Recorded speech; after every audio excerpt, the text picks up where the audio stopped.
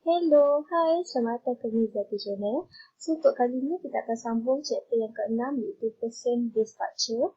Okay, so person-based structure ni, apa yang kita akan belajar dalam ni adalah dua, iaitu person skill plan ataupun person competency based structure. So, selepas tu kita akan belajar tentang apa yang reflects internal alignment, reflects in structure, and then bias in internal structure, and then the perfect structure. So, kita mari semuanya di bawah internal alignment, iaitu polisi kita yang pertama, okay, internal alignment. Tapi terbagi kepada dua, iaitu job based dan juga person based. Person based terbagi kepada skill dan juga kompetensi. Okay, kita pergi kepada yang pertama, iaitu person based structure. Okay, person based structure ni, keyword dia adalah skill, ability and knowledge. Okay, bila berkaitan dengan person based structure, bermaksud kita tengah melihat KSAO dia. Okay, sebab apa? Dikatakan individual are paid for their certificate skill. Okay, kalau menggunakan kaedah person based ni, kita tak kira lah sama ada orang tu buat kerja ke tidak, tapi kita bayar dia based on certificate yang dia ada. Okay, contoh, kalau guru, kita bayar guru ikut gaji guru. So, guru tu buat kerja ke, tak buat kerja ke, kita tetap akan bayar dia based on gaji dia. Sebab kita bayar dia based on certificate. Kita bukan bayar dia based on job, on kerja. Okay, kalau based on kerja, okay, sekadar kerja, kita tak bayar dia ikut skill ataupun kemahiran yang dia ada. Tapi kalau person based ni, kita bayar ikut kemahiran, ikut kelayakan yang dia mahir. Contoh doktor. Selain tu, doktor, kita akan bayar specialist lebih daripada doktor biasa. Okay? Tapi tak semestinya specialist tu akan menggunakan kemahiran yang dia ada tu setiap hari. Tapi kita tetap bayar dia based on certificate yang dia ada. Okay, lepas tu types of skill plan. Okay, kat sini ada dua types, ada dua jenis, iaitu specialist dan juga generalist. Okay, specialist maksudnya kita apa yang kita buat adalah pay is based on the knowledge of the individual doing the job rather than on the job content. Okay, kalau generalist pula, pay come with certification of new skill rather than a job assignment. Okay, nampak tak kat sini perbezaan dia adalah dekat kat sini adalah doing the job rather than job content. Dia buat kerja lebih daripada apa yang job tu perlukan. Tapi kalau ini dia dibayar based on certification. So ini adalah dua jenis skill plan yang biasa digunakan. Okay, purpose. Macam biasa, purpose, skill plan ataupun person based ataupun job based tetap benda yang sama. Support, fair, motivate. Okay, sebab dia still di bawah internal alignment. Jadi apa je objektif internal alignment, automatik akan jadi objektif bagi job based dan juga person based. Okay, kat sini kita boleh melihat kepada major decision ataupun basic decision. Okay, untuk skill plan. Okay, untuk skill plan dia ada 5 juga, objektif, wide objektif. So objektif plan ni adalah support, fairness dan juga motivate. Okay, kita akan tengok juga information should be collected, method, who should be involved and how useful are the result for the pay purpose. Okay, skill analysis is a systematic process of identifying and collecting information about skill required to perform job in organization. So dekat sini skill analysis adalah menerangkan tentang macam mana kita nak mengenal pasti dan kita mengumpul information ataupun maklumat tentang skill yang diperlukan untuk sesuatu tugasan. Sebab bila kita bayar based on skill, kita kena tahu setiap kerja tu apa je skill yang dia perlukan. So, what information to collect? Kita nak kumpul apa? Kita nak kumpul tentang specific information tentang skill ataupun every aspect on production process. Setiap production tu perlukan skill yang macam mana. So, itu yang kita nak tengok. Okay? So, whom to involve, siapa yang patut kita involve adalah tentang employee dan juga manager. Kita akan involve tentang majikan dan juga pekerja itu sendiri. Sebab barulah kita tahu sama ada pekerja itu melakukan tugasan tersebut ataupun tidak. Okey, dan macam mana kita nak tahu tentang certification? Kita boleh tengok kepada, selain daripada tengok daripada result dia, test dia, achievement dia, kita juga boleh tengok kepada peer review ataupun on the job demonstration, sama ada dia boleh buat ataupun tidak bila kita suruh dia buat depan kita. Test kita bagi dia ujian ataupun formal courses yang memerlukan dia untuk dapatkan CJ. So once dari CJ, barulah kita boleh iktiraf dia dan kita boleh bayar dia mengikut gaji kemahiran yang dia ada. Okay, outcome ataupun ini kenapa pentingnya skill analysis ni. Apa tujuan dia adalah untuk kita design crucial in perceptions of fairness. Kita nak pastikan keadilan terwujud, so kita kena wujudkan certification. Sebab kita tak boleh cakap tanpa bukti. Kita tak boleh kata kita bayar person A tu lebih tinggi daripada person B sebab dia lebih buat kerja, dia ada kemahiran yang lebih daripada person B jika tak ada certification. Sebab itu akan menunjukkan kita tidak ada. So kita wajib ada certification.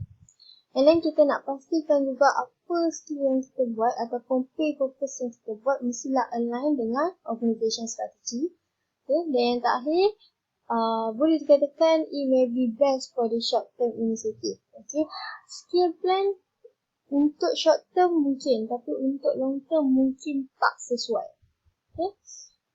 Kedua kita pergi kepada competency plan. Plan yang kedua di bawah person base. Kat sini basic decision lebih kurang sama.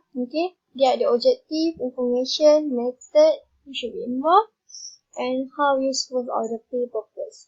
Kalau kita melihat kepada sama ada kita nak menggunakan skill plan ataupun competency plan, dia adalah benda yang sama. Cuma yang membezakan kat sini adalah bila berkaitan dengan kompetensi, kita ada relate tentang behavior, tentang sikap.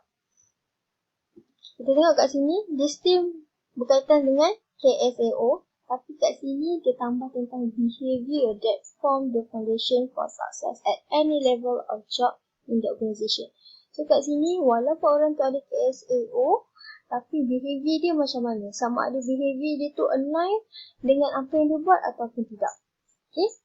So kompetensi ni juga adalah indicator of observable behavior that indicate the level of competency within each set.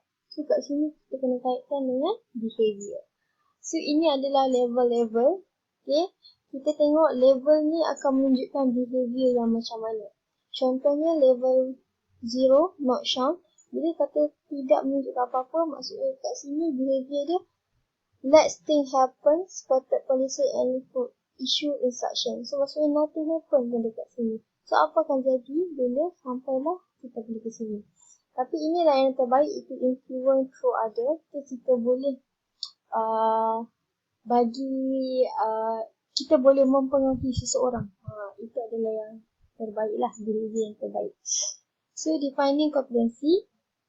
Kat sini kita boleh kata competency become a collection of observable behavior that require no interference, assumption and interpretation. So kat sini adalah maksud kenapa kompetensi penting. Dia tentang observable behavior. So still juga purpose dia sama sebab dia masih di bawah person-based structure dan person-based structure masih di bawah internal alignment. Jadi dunia objektif masih kekal sama. Okay, what information to collect? So information yang biasanya kita collect bila kita menggunakan kompetensi adalah tentang personal karakteristik. Itu paling penting. Sebab apa? Sebab kompetensi melihat kepada sikap, behavior. So personal karakteristik sangat memerlukan untuk membentuk sikap seseorang individu. And then visionary dan juga organisation specific. So ini adalah top 20 kompetensi yang biasa majikan cari. So ini adalah boleh dijadikan sebagai value added untuk diri individu dalam resume ke apa, jika dia meletakkan top 10 kompetensi ni dalam resume dia, tapi pastilah benda tu seiring dengan kita punya personal karakteristik. Okay, who to involve?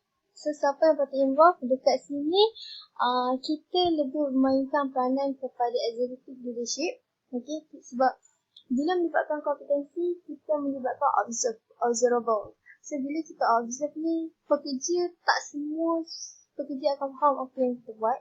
Okay, apa yang kita observe, apa yang kita uji mereka. So, biasanya dekat sini lebih melibatkan level of middle level dan juga top level. Okay, dia tak melibatkan lower level.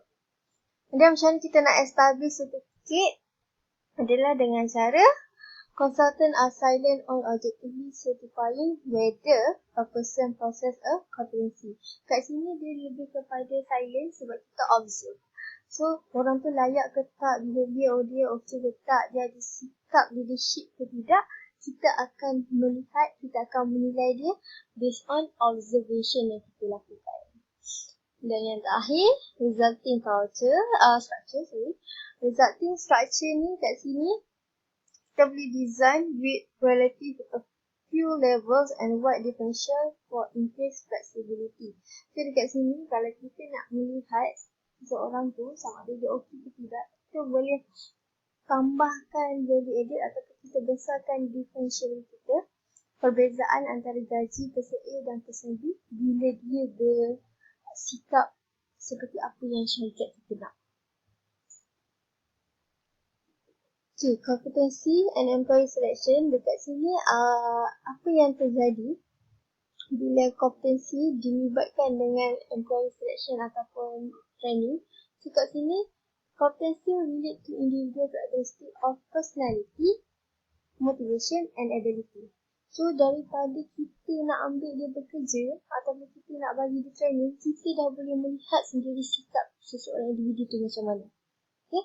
Sebab kebiasaannya waktu kita memilih individu, dekat situ kita dah boleh baca karakteristik certain individu. Okay, dan kita boleh tengok motivation dia adalah daripada cara kita hantar dia pergi training, sama ada dia okey ke tak, dia setuju ke tak, dia berminat ataupun tidak nak join training tersebut. Okay, one more time. Okay, kat sini internal alignment, dia reflect balik apa yang kita dah belajar sebelum ni. Okay, purpose masih sama. Okay, tapi in practice, the purpose on both job and person factor are create value of the organisation. So, sebenarnya kita nak guna job ke, kita nak guna person based structure ke, sebenarnya dua-dua tu akan create value terhadap syarikat kita. Okay, so bias ni biasanya akan terjadi bila kita tak ada melibatkan fairness. Bila kita tak wujudkan fairness dalam penglibatan ni, ketika kita melakukan tugasan ni ataupun kita membentuk sama ada nak pilih job based structure ataupun person based structure, dekat situ bias ni akan wujud. So bias ni biasanya dia akan jadi disebabkan oleh current wage dan juga sama ada kerja tersebut adalah predominantly by women are underpaid. Biasanya wanita dibayar memang agak rendah berbanding lelaki. So ini adalah bias yang selalu berlaku. So ini adalah recommendation. Recommendation dia untuk pastikan bias ni free adalah kita menggunakan point method, iaitu composable factor, kita gunakan factor wage dan juga factor. Ingat 3 factor dalam point method. So kita pastikan kita ikut step point method tu. Okay, next the perfect structure. So dekat sini dia cakap the best approach may be to provide sufficient ambiguity to afford flexibility to adapt to change condition. So, sebenarnya kata mudah, kalau kita nak tahu perfect tidak structure yang kita buat adalah kita melihat kepada changing condition. Keadaan perkara yang kita buat sama ada pekerja kita boleh adapt ataupun tidak, boleh terima ataupun tidak keputusan tersebut. Sebab apa? Kalau terlalu sangat generic, okay, approach tu mungkin tak akan provide detail sangat antara pay, work dan juga result. So kalau kadang-kadang too detail pun, approach can be rigid. Terlalu sukar pun, sukar juga untuk seseorang pekerja tu faham apa yang sebenarnya seorang majikan perlukan dalam syarikatnya. So, senang cerita, nak perfectkan struktur kita kena libatkan semua basic decision tersebut. Sebab bila kita involvekan antara employee dan juga manager, dekat situ mereka kebiasaannya akan terima tentang perubahan yang kita lakukan terhadap dalam syarikat. Okay, next kita tengok kepada constructive approach. So kat sini adalah summary tentang job base dan juga person base. So person base terbagi pada skill base dan juga competency base. So kat sini kita boleh tengok apa yang dinilai, okay, apa quantified of value dia, apa pay structure yang dicakap, okay, pay increase, kenaikan biasanya based on apa, kalau job base, promotion, skill acquisition dan juga competency development. So kat sini kita boleh tengok kalau kita memfokuskan kepada apa. So pastikan apa yang kita buat tu mengikutlah. Kalau kita fokus pada job base, semua job base ni kita lakukan. Janganlah kita pilih structure job base, tapi bila sampai je dekat employee fokus, kita suruh employee fokuskan kepada pemahiran. So itu dah salah sebab itu dah termasuk di bawah skill base. Bila kita fokus pada skill base, pemahiran yang kita kejar, kita kena bayar pekerja pun based on pemahiran yang dia ada, bukan based on job lagi. Okay, so setakat itu saja untuk bab 6. Thank you for watching, thank you for listening and thank you for studying.